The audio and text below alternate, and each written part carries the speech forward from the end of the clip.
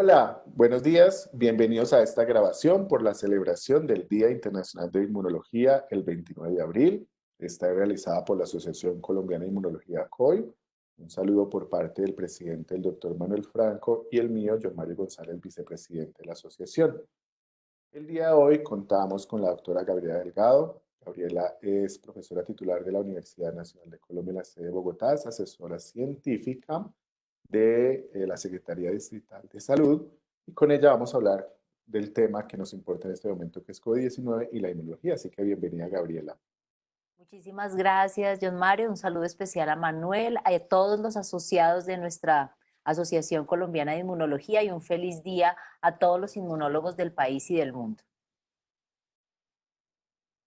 Bueno, Gabriela, vamos a entonces hablar de los mecanismos de defensa contra el COVID-19. Cuéntanos algo entonces de los anticuerpos y cómo actuarían en una infección viral. Yo creo que lo importante en este momento es contarle a nuestra audiencia, tanto especializada como no tan especializada, el mecanismo que se ha postulado, que se ha encontrado para el virus, para posteriormente hablar sobre los anticuerpos y la respuesta inmunológica. Tanto este nuevo coronavirus, este SARS-CoV-2, como el que antecedió, el que fue protagonista de una epidemia anterior entre el 2002 y el 2003, que fue el SARS-CoV. Inicialmente a estos dos coronavirus se les tiene un postulado de cómo ingresan a las células que afectan para su posterior replicación y pues todo el daño que pueden ocasionar en un organismo. Se postula entonces que estos dos coronavirus ingresan a través de la enzima convertidora de angiotensina y allí permiten, pues ese es el mecanismo a través del cual todos los microorganismos pueden invadir, aquellos que son intracelulares obligados, a través de las mínimas señales bioquímicas de receptor ligando, y esas uniones receptor ligando son las que la cuota inicial, la primera señal que se tiene que cumplir para que existan esos reconocimientos específicos y en el caso de los microorganismos intracelulares obligados, como son los virus, pues puedan penetrar y generar todos los procesos de replicación y bueno, pues los posteriores daños que se asocian con las enfermedades que ellos causan. Entonces, la respuesta inmunológica que se ha también postulado para el coronavirus, tanto el SARS-CoV como este SARS-CoV-2 responsable de esta pandemia COVID-19, se postula que los anticuerpos, que son una parte de toda la respuesta inmunológica que se puede y se debe despertar para que cumpla con la función eficiente de depurar o eliminar los virus, se postula que esos anticuerpos estén dirigidos contra las proteínas de esa envoltura viral que le impedirían hacer el debido link, el debido reconocimiento o unión con esa enzima convertidora de angiotensina y de esa manera limitar la invasión y por supuesto todos los procesos que al interior de la célula se pueden dar. Esos anticuerpos neutralizantes se han postulado efectivos, eficientes, en la medida en la que tengan una altísima capacidad de unión y de alguna manera tengan ciertos niveles, es decir, que las proteínas del virus sean capaces de despertar una vigorosa pero afín respuesta inmunológica frente a esas proteínas. Sin embargo, ¿qué se sabe actualmente? Están estudiando algunas hipótesis que parece también estar basadas en el conocimiento que se tiene de estos coronavirus previas epidemias, que algunos anticuerpos no son neutralizantes y que esos anticuerpos que no tienen esa capacidad de tener alta unión y de impedir eficientemente el ingreso del virus a la célula y curan los virus, esos anticuerpos no neutralizantes parecen unirse o parecen activar unos receptores en macrófagos, en algunas células fagocíticas, monocitos y macrófagos, lo cual parece que induce más fácilmente el ingreso del virus intacto y promueve entonces la replicación más rápida en esas células blanco infectadas. Ese es uno de los postulados. El otro postulado es que esos anticuerpos no neutralizantes, que además parecen estar en baja concentración o en baja cantidad, se unen a los virus, activan o ingresan a través del receptor de la fracción FC de las inmunoglobulinas, pero lo que hacen es generar junto con algunos determinantes antigénicos del virus, algunas proteínas, activan, digamos, de manera exacerbada y descontrolada el mecanismo de señalización que conduce a la liberación de todos los mediadores proinflamatorios, principalmente citoquinas proinflamatorias, factor de necrosis tumoral, interleuquina 6, interleuquina 8, todo mediado también se ha identificado por los famosos TLRs, TLR3, TLR7, TLR8, están involucrados en este proceso, de tal manera que no hay un delicado balance en la respuesta inmune mediada, en la respuesta inmune adaptativa,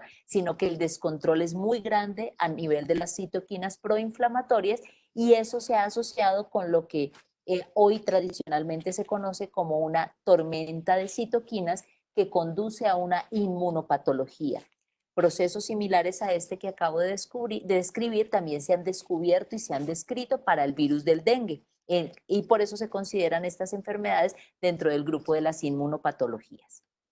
Claramente. Entonces, Gabriela, para hacer como un resumen de lo que acabas de explicar, entonces tenemos unos anticuerpos que van a ser contra unas proteínas específicas del virus que pueden neutralizar, ¿cierto? Y son anticuerpos protectores.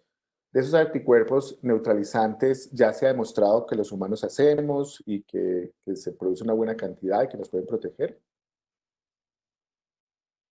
De acuerdo, sí, se ha probado que los anticuerpos neutralizantes en casi la mayoría de las infecciones virales, eso tienen estos microorganismos, los anticuerpos neutralizantes reducen la carga antigénica, tienen la capacidad de bajar la posibilidad de que esos viriones infecten nuevas células y que a su vez la respuesta inmune adaptativa y parte también de la respuesta inmune innata, como las células natural killer participan en este proceso, eficientemente ayuden a destruir esas células infectadas, de tal manera que es una perfecta conjugación entre una respuesta mediada por anticuerpos y una respuesta citotóxica, la que ayuda a combatir o eliminar definitivamente los virus. Y esos postulados no solamente, digamos, hay una lógica para pensar que eso puede estar ocurriendo en SARS-CoV-2. Y con respecto a los otros tipos de anticuerpos, son anticuerpos contra no neutralizantes, son contra otras proteínas y que pueden causar pues todo este proceso inflamatorio. ¿Se sabe si eso es dependiente del hospedero o puede ser dependiente de la respuesta que monta individualmente? Sí, parece, como en la mayoría de las enfermedades infecciosas, hay un 50%, dicen los postulados, que depende del microorganismo y de los antígenos y de los factores de virulencia y de sus características propias del microorganismo, y hay otro 50% que aporta el hospedero en eso que nosotros llamamos todo ese background inmuno fenotípico que tenemos. Todo está restringido también por la expresión de nuestras moléculas de HLA y la capacidad que tengamos de presentar o no eficientemente los determinantes antigénicos de un microorganismo. Gabriela, cuéntanos un poquito cuándo empiezan a aparecer estos anticuerpos en una persona infectada con SARS-CoV-2 y cómo se pueden medir y cuál es la dinámica de estos anticuerpos. Bueno, los anticuerpos, existen tres tipos de anticuerpos que parecen estar involucrados en una respuesta protectiva frente al SARS-CoV-2. Inmunoglobulina A, la inmunoglobulina M y la inmunoglobulina G, e incluso con la inmunoglobulina G también existen unos postulados de los isotipos, de las subclases de inmunoglobulinas que puedan estar allí involucradas. Se sabe que más o menos a los 3 o 4 días se pueden detectar los anticuerpos tipo inmunoglobulina M. Ese es como son los postulados que hasta el momento se tienen. La inmunoglobulina M, como en todas las infecciones por microorganismos, pueden estar generándose o produciéndose casi que de manera inmediata cuando el microorganismo ingresa y determinantes antigénicos del microorganismo son captados. Las inmunoglobulinas están dirigidas contra dos proteínas, principalmente contra la proteína de la nucleocápside, la denominada proteína M, de N, perdón, pero también contra la proteína S. Parece que esas dos proteínas son las más inmunogénicas del virus y contra ellas se está produciendo la gran mayoría de los anticuerpos. También se postula que hay epítopes compartidos, es decir, parece que hay epítopes de esta proteína N que están dirigidos y que se sostienen tanto para inmunoglobulina M como para la inmunoglobulina G. esos anticuerpos inmunoglobulina G, o lo que nosotros llamamos ese switch de inmunoglobulinas que pasa de inmunoglobulina M a G, parecen estar dándose después del día 7 u 8 posinfección. Hay un artículo que en estos días que ha salido tanta información, que me parece también muy importante porque se le da el valor científico y se tiene hoy el día, el mundo, la mira sobre el conocimiento científico. En uno de esos artículos se señala que depende también esa afinidad de los anticuerpos de la carga antigénica, de la carga viral. Entonces, pareciera que los individuos asintomáticos no producen tal cantidad de anticuerpos y que por lo tanto pareciera una cinética diferente en ellos. Sin embargo, eso también puede estar restringido por el tipo de análisis o de prueba inmunoquímica a través de la cual se estén detectando los anticuerpos. Parece que no solamente es producto de que el organismo produzca ciertos títulos de anticuerpo en una cinética particular, 4 días, 7 días, inmunoglobulina G, sino del tipo de herramienta inmunológica que estemos usando para detectarlos. Claro, y probablemente porque los individuos que no presentan síntomas o los asintomáticos tengan una menor carga viral, por ejemplo, en la mucosa nasal, comparada con los individuos que son sintomáticos o aquellos que se complican después. Gabriela, ¿cómo se pueden medir estos anticuerpos?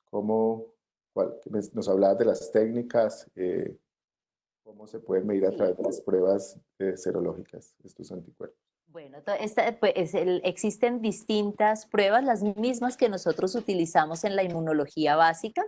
El ELISA es una de las técnicas que incluso se considera a nivel de las pruebas serológicas el gold estándar, porque además permite hacer una cuantificación o lo que nosotros llamamos en inmunología la titulación de los anticuerpos. Existen técnicas de quimioluminiscencia y existen las controvertidas pero útiles pruebas inmunocromatográficas denominadas coloquialmente pruebas rápidas. Bueno, ¿en quiénes están indicadas? Están indicadas en algunas personas, hay unos grupos, por ejemplo, poblacionales que sería más importante hacer estas pruebas o no. ¿Cómo sería el uso de estas A pruebas, por ejemplo, en nivel, el caso de ya, Colombia? exacto. En el caso de Colombia y en el mundo, estas pruebas inmunocromatográficas y en general las pruebas serológicas están indicadas para hacer un seguimiento epidemiológico, en lo que se Sí. denomina vigilancia epidemiológica de clústeres, de grupos, porque sería prácticamente imposible hacer un testeo, un monitoreo de toda la población, además que no sería útil. Es necesario Claro. hacer una correlación siempre clínica, una correlación epidemiológica para comprender digamos, el resultado de estas pruebas y poderlo hacer la debida correlación para tomar las medidas tanto clínicas individuales como colectivas a nivel de las decisiones políticas que enmarcan una pandemia o una epidemia. Es importantísimo señalar que las pruebas serológicas, en primer lugar, no son diagnósticas. Si Exactamente, toda indicar. prueba serológica indica la capacidad que ha tenido el sistema inmune de reconocer específicamente un antígeno, pero no tenemos la certeza de que el microorganismo siga estando presente o simplemente es una huella que dejó ese microorganismo cuando pasó y se eliminó del organismo de un individuo.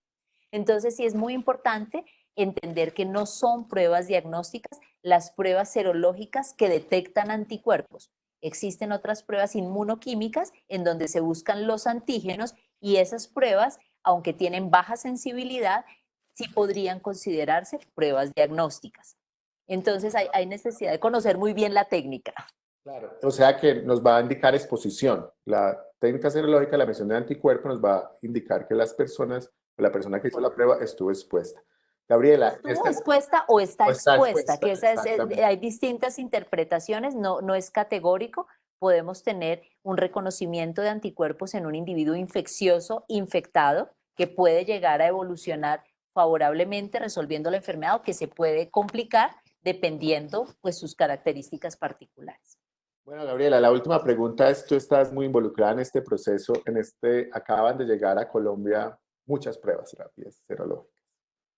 Estamos confundidos con la selección y el uso, entonces a ver si nos puedes hablar acerca de las recomendaciones o qué se sugiere con respecto a la selección y el uso de pruebas diagnósticas serológicas para el SARS-CoV-2.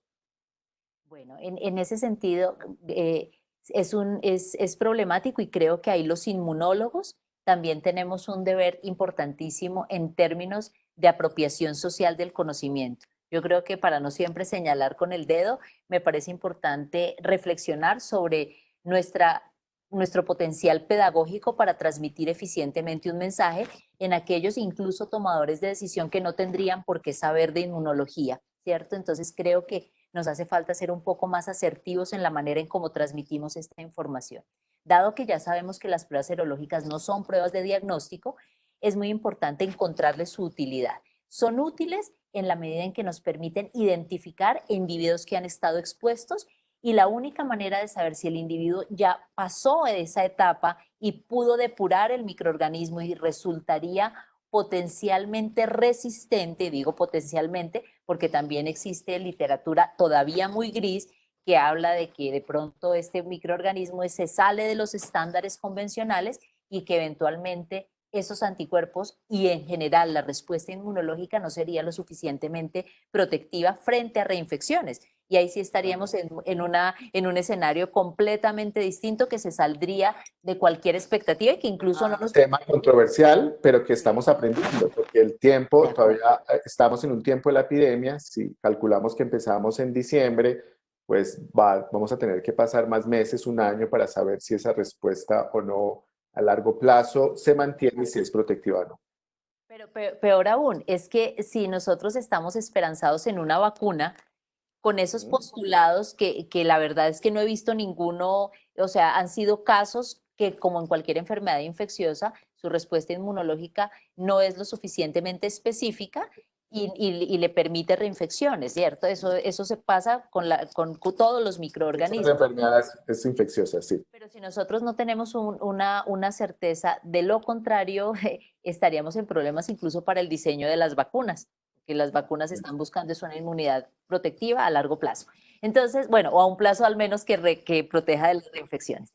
Volviendo al Entonces, uso y selección de pruebas en Colombia, entonces, cuéntanos volviendo al entonces. uso y la selección de las pruebas relacionadas con los clústeres o con los grupos a los cuales se les debería aplicar, el tema de vigilancia y de la debida identificación de los casos, porque todavía no se puede desechar que ahora vamos a hacer testeos masivos a toda la población, sería bastante importante hacerlo y de hecho los proyectos que tiene la alcaldía, la Universidad de los Andes, la Universidad Nacional y distintos grupos de académicos indican que la mejor manera de aplicar estas pruebas es en los grupos que se denominan de riesgo. Y estos grupos de riesgo son los primeros que están en contacto con aquellos que fueron casos iniciales confirmados de ser portadores sintomáticos o asintomáticos del SARS-CoV-2, los grupos que están en contacto activo, en contacto permanente con personas infectadas, es decir, todos los miembros del cuerpo de salud, médicos, enfermeros, microbiólogos, terapistas, las personas que están en los servicios generales de los centros hospitalarios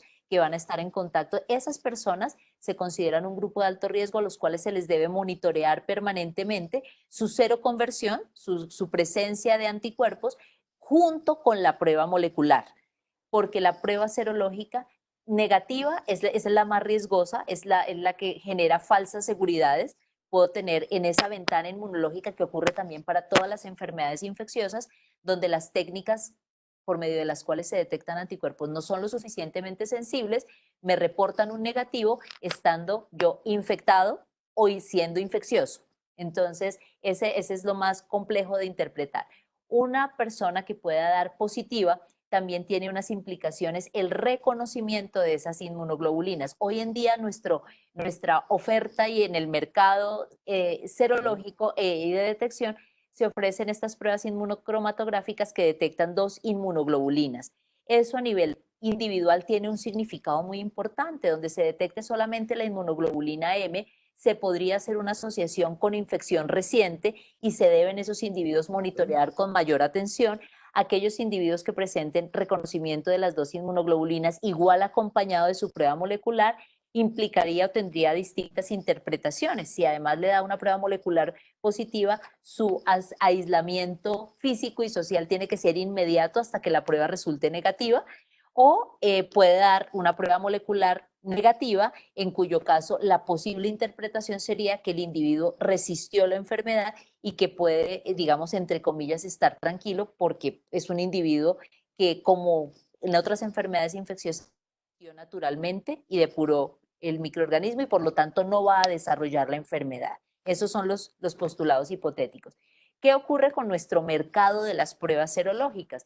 Hay unas que definitivamente en el entender de los inmunólogos, y lo hemos trabajado también gracias al trabajo, yo debo decir, al trabajo tuyo, de todo tu equipo, mirando insertos, haciendo toda esta revisión sistemática de información, nos damos cuenta que lo que ofrecen en el mercado puede llegar a ser, voy a emplear un término horrible, pero ser engañoso. Es decir, hay pruebas que pueden, que dicen que detectan dos inmunoglobulinas, ya entendiendo el valor que tiene el analizarlas conjuntamente, y resulta que en las pruebas solamente aparece una línea y pues puede ser cualquier inmunoglobulina. Si a eso le sumamos que los insertos o que la información disponible de los dossiers en las webs de donde proceden estas páginas, estas pruebas, perdón, no permiten identificar con claridad cuál es el tipo de reactivo que están usando, cuál es el anticuerpo monoclonal que permite la captura, cuál es el tipo de revelador, cuál es el tipo de buffer que permite el corrido y si eso tiene algún tipo de interferente con las distintas muestras que se usan, sangre total, plasma, suero, etcétera. Hay demasiadas, hay cajas negras en esas pruebas y nosotros estamos simplemente enfrentados a un resultado. Entonces, pruebas que o manifiestan discriminar dos inmunoglobulinas y que solamente se puede evidenciar al ojo por ciento una sola, gravísimo. Pruebas que Claro, reportan Gabriela. sensibilidades y no las tienen las que dicen los insertos. Y eso es muy importante, porque lo que hemos oído de las noticias en el extranjero, que vienen de España, ahora que de Inglaterra, que están devolviendo pruebas malas, pero con las pruebas malas hay pruebas buenas. O sea, no podemos condenar el 100% de las pruebas. Entonces, así como algunas probablemente no cumplen las condiciones, no fueron aprobadas por los respectivos entes en cada país, también tenemos unas pruebas buenas que deben ser seleccionadas para el uso. Ahí nuestra función y nuestra labor social como inmunólogos, como académicos, es meternos en el asunto, como lo has hecho tú, como lo hemos hecho nosotros y seguramente otros grupos en el país. Nosotros hemos propuesto desde la Secretaría Distrital de Salud, donde estoy trabajando en este momento como asesora desde la Universidad Nacional y el trabajo colaborativo que hemos hecho con nuestra asociación, que debo decirlo, agradezco profundamente todo el apoyo, todas las discusiones, incluso tan rápidas que se dan en nuestros chats. Eso me ha permitido y me ha dado muchísima información valiosa que has permitido ser plasmada y que ha conducido a que sea plasmada en una serie de recomendaciones para la selección de pruebas serológicas, en unos documentos que pretenden ser sencillos sin perder la rigurosidad técnica para recomendarle a los tomadores de decisión qué es lo que tienen que mirar. Lamentablemente, y eso lo voy a dejar de lado, existen muchas personas que ven en esta pandemia y en estas pruebas una oportunidad de negocio sin considerar que una mala prueba conduce a malas decisiones y conduce a la muerte de un individuo, para ponerlo así de dramático. Entonces yo llamo también la atención a las personas que quieran ver en esto una oportunidad de negocio, que se asesoren para vender, comprar y negociar la mejor prueba posible. Es Perfecto. importante verificar todo lo que se ha hecho a nivel de la revisión documental de esas pruebas, no solamente su lugar de origen para no tener que estigmatizar, todo lo contrario, voy a ponerlo en positivo. Si China fue el país que tuvo los primeros casos y que enfrentó de manera tan compleja, absolutamente a ciegas, pues toda la Tan rápido. información proveniente de China es absolutamente útil. Entonces, ¿quién más que ellos podrían tener las mejores pruebas diagnósticas con el N más grande para validarlos? Entonces, yo creo que de ese país también proceden pruebas muy buenas de todas las calidades, como en cualquier otro producto que proviene de China. Entonces, una de las recomendaciones que hemos hecho es que si vamos a comprar una prueba independiente del país de origen, que busquemos la mejor prueba posible. Y eso es factible en la medida en que hagamos un trabajo riguroso y juicioso. Pero lo que nos hemos dado cuenta también es que no hay una coincidencia plena, ni aún en las que denominamos mejores pruebas, entre lo que reportan sus insertos y lo que se ve en la práctica. Por eso nosotros llamamos Claro. a los procesos de verificación con sueros control Deben ser debidamente locales. identificados, locales, porque entre otras nuestro inmunofenotipo no lo hemos todavía identificado y como hablábamos al principio, la restricción del HLA, del haplotipo de complejo mayor de histocompatibilidad, puede ser un determinante, puede ser que nosotros tengamos una mayor ponderación como población colombiana, qué sé yo, voy a decir a cualquier cosa, de cierto tipo, isotipo de inmunoglobulina y no de otro, y probablemente eso se ve reflejado en pruebas o más positivas o más negativas en pruebas inmunocromatográficas. Por esa simple razón, también otra recomendación que hemos dado es que se compren al menos 2 tipos o más, o 3, o las que más se puedan, de pruebas muy buenas, de tal manera que nosotros podamos mirar su desempeño ya en campo y poder posteriormente valorar cuál es de mayor utilidad para la población colombiana. Claro. Y, Gabriela, es muy importante eso porque la mayoría de las pruebas de esta serología se tienen también que validar, no solamente para el caso del COVID-19, sino para otras. Gabriela, hay un tema muy importante. Las pruebas que han entrado rápidamente a Colombia son pruebas inmunocromatográficas. Para que nos entiendan, son las pruebas como una prueba de embarazo, que es una barra que se pone. Pero lo que es muy claro es que estas pruebas utilizan sangre, plasma o suero y que estas pruebas deben ser realizadas en un laboratorio clínico. Esto no son pruebas para ser realizadas en la casa y es muy importante que la gente entienda que a pesar de que llaman pruebas rápidas y que tiene un principio fácil relativamente como es la prueba inmunocromatográfica, deben ser realizadas en un laboratorio. Súper importante esa recomendación porque las están empleando de manera indiscriminada y yo diría que un poquito irresponsable con el afán de reactivar la economía que tienen una significancia en ese marco también, pero las están interpretando personas que no son primero profesionales de la salud y en eso hemos sido muy tajantes en la recomendación. Estas son pruebas que deben ser tomadas, interpretadas, manejadas y almacenadas por profesionales de la salud en un centro asistencial, es preferiblemente en un laboratorio clínico, porque entre otras son potencialmente infecciosas. Se debe considerar esa prueba como material biológico de alta peligrosidad. Entonces no pueden ser tomadas en cualquier parte ni manipuladas por cualquier persona por el riesgo propio que pueda representar para el individuo que la está tomando y para su entorno. A pesar de que las pruebas, el virus en sangre se reporta que está en un 1 o máximo 3%, es la viremia reportada, igual es una muestra de alto riesgo biológico porque esas muestras no solamente pueden contener SARS-CoV-2, sino cualquier otro microorganismo que haga circulación por sangre que potencialmente sea infeccioso para un individuo. Entonces sí es muy Bueno, importante esa recomendación. bueno, Gabriela, creo que hemos tocado un número de temas muy importantes. Felicitarte por el trabajo que has hecho, felicitarte por el Día de la Inmunología y creo que de todo esto podemos también decir al final que todavía tenemos que seguir con medidas de protección personal, con un aislamiento y para poder combatir y poder continuar el trabajo que se está haciendo con esta enfermedad. Así que muchas gracias, Gabriela, y Gracias a ti, John Mario, gracias a mi asociación y hago un llamado también a que este furor momentáneo por la ciencia y por el conocimiento no se pase.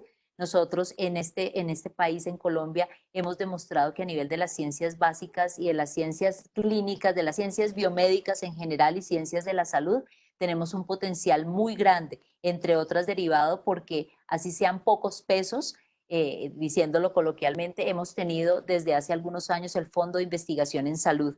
Esperamos que ese fondo se siga empleando, que no necesariamente se desvíen recursos dependiendo la pandemia o la epidemia, porque existen otros tantos proyectos que no pueden quedar desfinanciados. Seguimos teniendo dengue, seguimos teniendo chagas, seguimos teniendo malaria. leishmaniasis, seguimos teniendo malaria emergente en algunas zonas que no se estaban presentando hace algunos años.